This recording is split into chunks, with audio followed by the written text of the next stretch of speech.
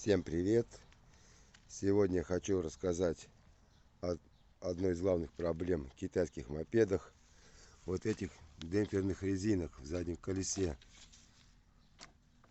Вот как они бьют, разбиваются быстро очень.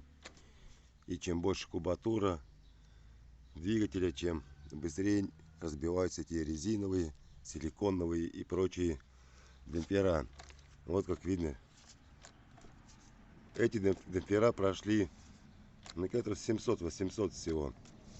На 150 кубовом моторе 500 километров, и они выходят из строя.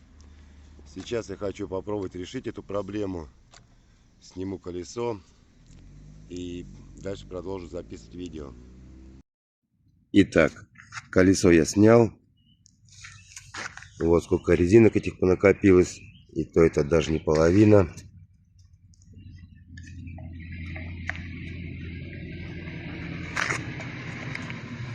Вот видно, как они болтаются внутри здесь. Что я сделал?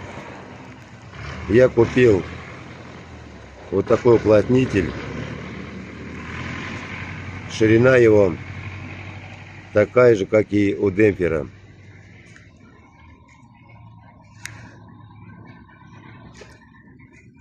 Нарезал вот такими кусочками, вот по длине вот этих перемычек. И все. Одеваю на перемычку его.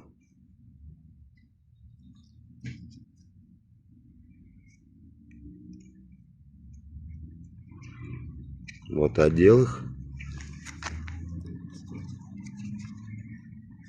И вставляю старые демпферные резинки. Заходят они тяжело, конечно. Этого и надо. Даже придется, возможно, подзабивать. Не, ну вот одной рукой кое-как засунул.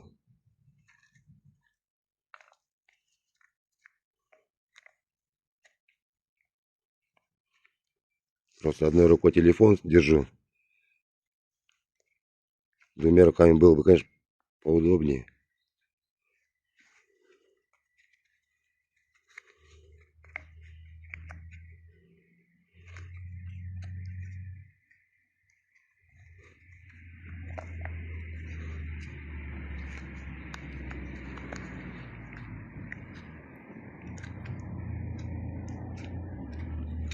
Так, резинки засунул, стоят плотно.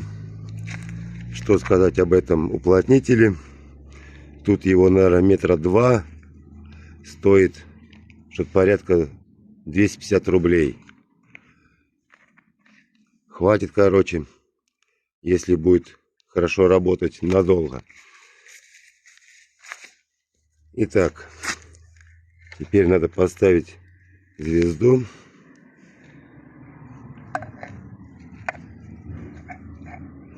Ладно, звезду поставлю, установлю колесо, прокачусь и расскажу, что изменилось.